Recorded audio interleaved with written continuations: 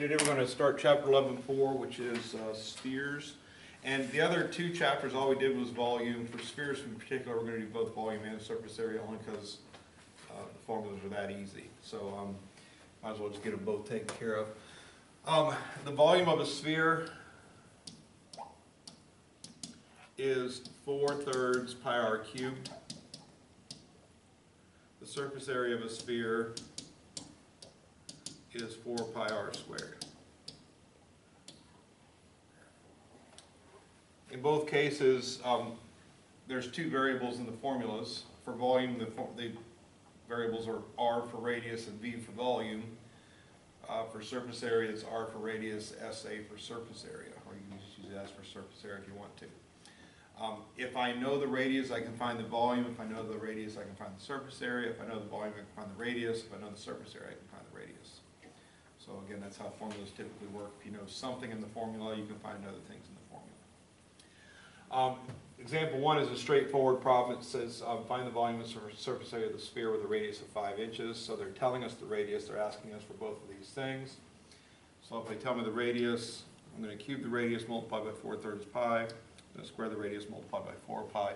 Order of operations does require the cubing and squaring before you do the multiplication. So in this particular problem, the radius is 5 inches. The only thing I want you to do on a sphere problem as far as the work shown, you don't have to draw the base because there's really no base on a sphere. What there is a radius, and that's the information you need to know. So I do want you to actually record what the radius is on your paper every time, just to reinforce that's the key number. If they happen to tell you diameter instead of a radius, make sure you put down the radius, that's the number you need. All right, take half the diameter in that case. So if I'm trying to find volume, the radius is 5 inches, I just apply the volume formula. The volume equals 4/3 pi r cubed. I don't know how adept you guys are at using calculators, but it might not hurt to go ahead and rewrite it, change pi to 3.14 and evaluate 5 cubed. When you're typing this in a calculator, any calculator, the 3 is being divided, everything else being multiplied. So if I'm typing this in a calculator, I'm going to type in 4 times 3.14 times 125 and then divided by 3.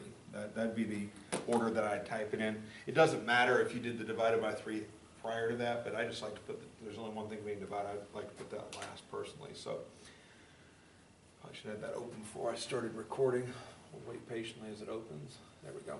So if I take my calculator and type in what I see there, 4 times 3.14 times 125 divided by 3. The volume of this sphere is 523.33.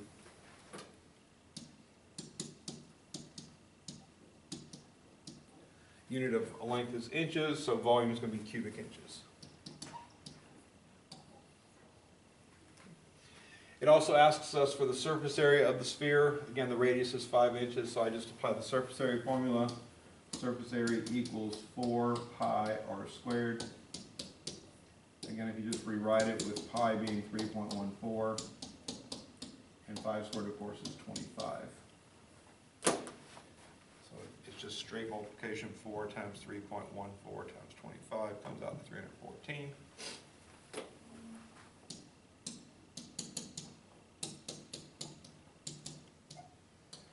Of course, area, any type of area, surface area, regular area, should be square units in your final answer. So, and that's going to be one requirement of this lesson, is being able to evaluate both the volume and surface area of any sphere given its radius.